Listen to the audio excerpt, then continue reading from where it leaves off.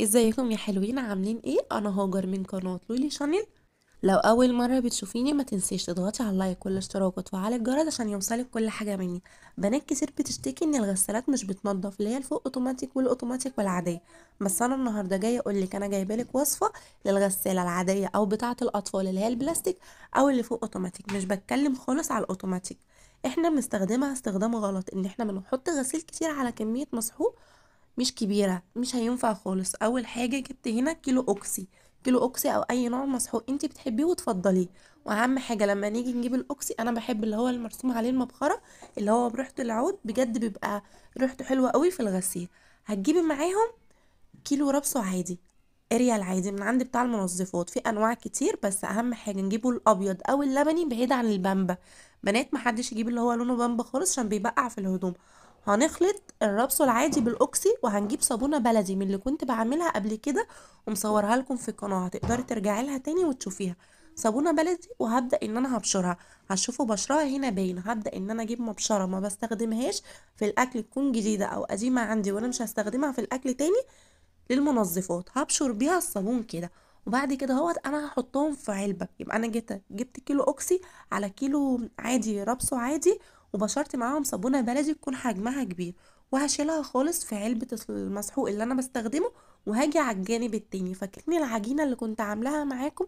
لو مش فاكرينها، دي اسمها موزيل. موزيل بقع. هاتيلي الابيض والالوان، يكون الاتنين بس عشان ما تتلخبطيش. هتجيبيه من عند بتاع الصابون عادي، وهتجيبي كلوروكس الوان. الوان يا بنات عشان الغسيل الالوان، وبرده هينفع للابيض عشان الكلور بس ما يلسعش الهدوم ويبقعها. اهم حاجه نيجي نملى الغساله ميه ونحط معاها صابون سايب. الصابون السائل ده السايب اللي هو بالجريسلين، برضو كنت عاملاه معاكم قبل كده. هنحط نص الكوبايه عليها نص مسحوق من من المزيل، وحبه صغيرين من الاوكسي، وهنحط نص كوبايه من ده. هو مش هيبقى مكلف لما يكون الحاجه موجوده عندك في البيت. وهنبدأ ان احنا نخليه يلف، وهننزل الغسيل بالتدريج. هننزل الفواتح لوحديها، الغوامق ده هتبقى حاطه تانية، الابيض ده ليه كلام تاني خالص. وكمان يا بنات مع الخلطه دي عشان تبقى حلوه، حطوا معاها زهره بيضه، بتنفع في الغسيل الالوان وكل حاجه، ما بتبقعوش ولا اي حاجه. تحطوا معاها الزهره البيضه. وهتحطوا كميه الغسيل تكون نص الغساله مش كلها، بالعكس هتطلع لك غسيلك نضيف ومش هتغسليه مره واتنين وتلاته. ويا سلام بقى لو انت في اخر الشطفه نزلتي بحبه دوني كده، يخلي الغسيل الريحه مش قادره اقولك. انت ممكن تستخدمي الدوني اللي انا كنت عاملاه قبل كده ووريتك طريقته، او اي نوع انت بتحبيه. انا مش بفرض عليكي اي حاجه. لو نوع انت بتحبيه وتفضليه ممكن تستخدميه ده في اخر شطفه، قبل العصر بتستخدميه. بجد يا بنات بيفرق وبيودي لك غسيلك في حته تانية، احسن ما بنحط كميه كبيره ونرجع عايزين نغسله مره واتنين وتلاته ونقول الغساله ما بتنضفش خالص. وبعدين ما بين كل شهر والتاني نجيب ازازه خل كامله ونعمل لها دوره نظافه.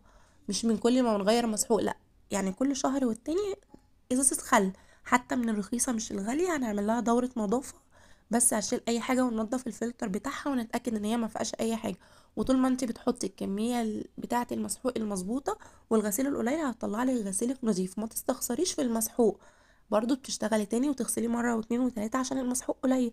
والصابون اللي هو بالجريسلين ده ابيض شفاف، مش بيبقع ولا اي حاجه، بالعكس برضو بينضف لك الغسيل وملوش اي تأثير. والمزيل ده في حتة تانية، في ناس مسمينه عجينة الوان، عجينة بيضة. لا، هو اسمه مزيل وهتقدري تجيبيه من عند بتاع المنظفات. وكلوروكس الالوان لو مش عايزه تجيبيه بالازاز او ان انت تعمليه في البيت، برضو بيتباع سايب عند بتاع المنظفات. في حاجات كتير بتتباع سايب، بس مش كل واحد زي التاني. انت ممكن تجيبي كلوروكس الوان ده وتجربيه في حاجه تكون انت مش محتاجاها، عشان هو ممكن يكون فيه كلور زياده. يعني مش قادره اقولك او انا هحدد لك بتاع المنظفات اني واحد اللي تجيبي منه، ان طبعا مش كلنا في نفس المكان. بس كده يا بنات، دي طريقه الربصه. بقى نيجي للغسيل الابيض. الغسيل الابيض هنحطه على عدلته. مش اي غسيل هيبقى على عدلته، اذا كان ابيض او الوان واحنا بننشرها هنقلبه.